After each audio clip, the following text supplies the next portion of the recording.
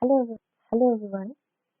Today we are reading the poem A Tiger in the Zoo, taken from the main textbook in English, First Flight for Class 10th. The poem very appropriately narrates a tiger locked in a cage.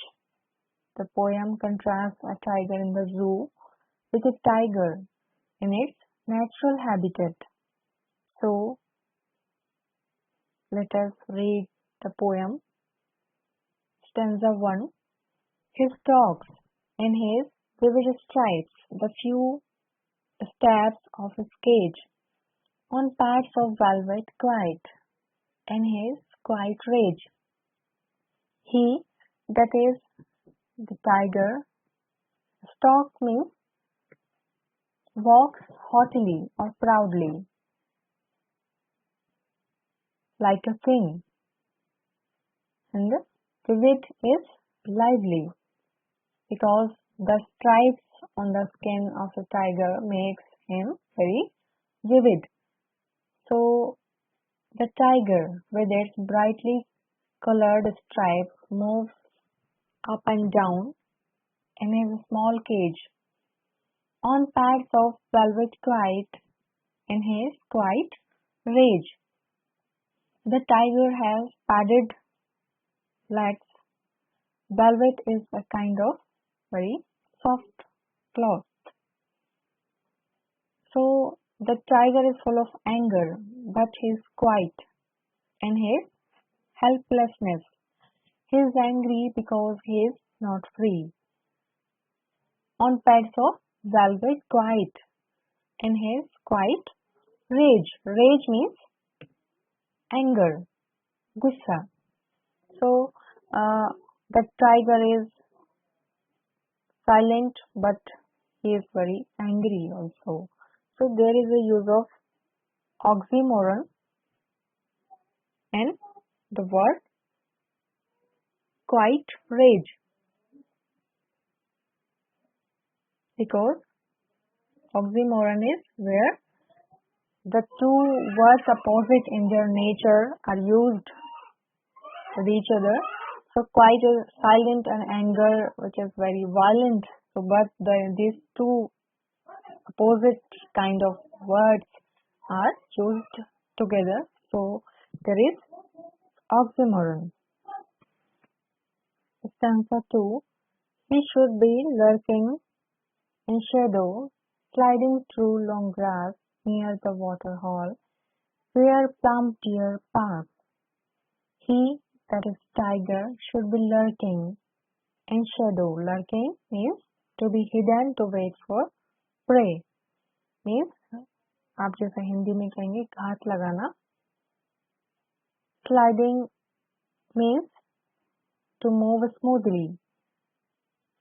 Near the water hole where plump deer pass. Plump means round and fleshy. Deer means heron. So the poet says, if the tiger was free, he would have hid himself behind the long grass near the water bodies like a stream or a river, waiting for deer and catch his prey naturally. But in the cage, he cannot do so. Stanza 3. He should be snarling around houses at the jungle's edge, baring his white fangs, his claws terrorizing the village. He, that is tiger, should be snarling. Snarling means making roaring sound around houses. Jungle's edge. Edge means border. Bearing. Bearing means showing. White fangs. Fangs means sharp tooth. Fang. And his claws. And terrorizing the village. Terrorizing means to fill someone with fear. So the poet says that if the tiger would have been free, he would terrorize the pupil with his roaring sound, his sharp teeth and claws. This would create fear among the pupil living in the village. But now he is locked behind the bars. Stanza 4. But he is locked in a concrete cell, his strength behind bars, stalking the length of his cage, ignoring visitors. But he is, that is, the tiger who is locked in a concrete cell. Concrete, cemented. Cell means a closed place for the tiger, that is like a cage. His strength, his power behind bars. Bars means the bars of the cage. Stalking, walking proudly the length of his cage, ignoring. Ignoring means to take no notice, ignore visitors, the people coming to see the animals of the zoo. So the poet says, as is the reality, he is locked inside the cage where all his strength, all his power is useless for him. So he never tries to terrorize the visitors in the zoo. Stanza 5. He hears the last voice at night, the patrolling cars, and stares with his brilliant eyes at the brilliant stars. Here listens to last voice at night, the patrolling cars. Patrolling means the vehicles moving about to check any danger at the time of night. And stares with his brilliant eyes. Stares means to look constantly, घूर कर देखना. With his brilliant eyes. Brilliant means shining. At the brilliant stars. Shining stars. As you know, the eyes of a tiger are shining. So the poet narrates that in the night the tiger hears the sound of police vehicles and he stares the shining stars with his shining eyes. Without his natural freedom, he is fed in his cage and helplessly stares the shining stars above in the sky. So there is a word brilliant means shining that has been used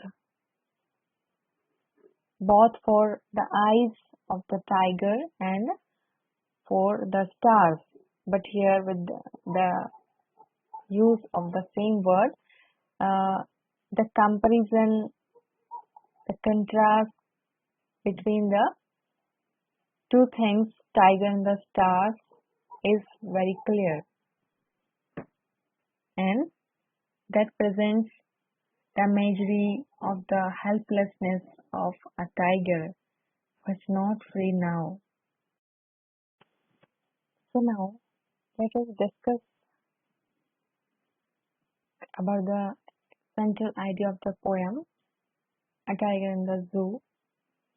The poem contrasts a tiger in the zoo with the tiger in its natural habitat. ये जो poem है ये एक दो तरह के tiger, जो एक टाइगर जो जू में रहने वाला है और जो दूसरा जो अपने जंगल में यानी अपने प्राकृतिक आवास में रहने वाला है, उनके बीच के अंतर को दिखाती है. It narrates the agony and helplessness of a caged tiger living in a zoo. ये एक तरह की जो उसकी पिटिएबल कंडीशन है एक केज में रहने पर, उसको नरेट यानी डिस्क्राइब करती है. The poet explains what his life could be if he had been a free animal. Poet है वो ये समझाना चाहता है कि टाइगर की लाइफ क्या हो सकती थी अगर वो एक आजाद स्थिति में अपने जंगल में रहता तो. The poet wants to say that tiger, which is famous for its fearlessness, is said जो दी ह्यूमन बींग्स, जो टाइगर है जो कि अपनी फियरलेसनेस यानी कि निडरता के लिए जाना जाता है, वो बेहद दुखी है और ह्यूमन बींग्स की यानी इंसान की वजह से, इंसानों की वजह से who want to derive pleasure by looking at him in the cage, जो उसको केज में देखकर खुशी पाना चाहते हैं. He presents pictures of the tiger's desperation and how the animals are being deprived of their freedom by human beings.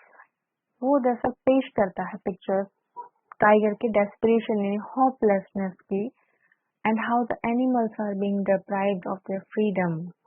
किस तरह से जानवर उनकी आज़ादी से वंचित कर दिए जाते हैं ह्यूमन बींग्स के द्वारा, इंसानों के द्वारा.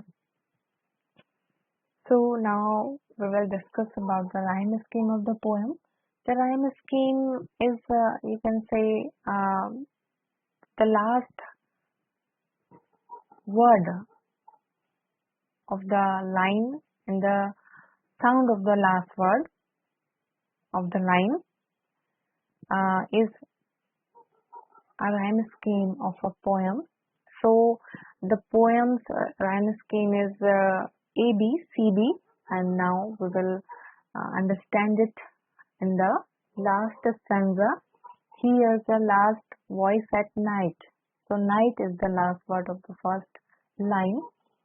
So night, the sound of night matches with nothing. So A, if night is A, and cars is a different sound, so it is B, and now eyes, C does not match with anything, and now the last word of the last line, stars, matches with stars. So A, B, C, B. So the rhyme scheme of the poem is A, B, C, B. In every stanza, you can see yourself in the poem. So thank you.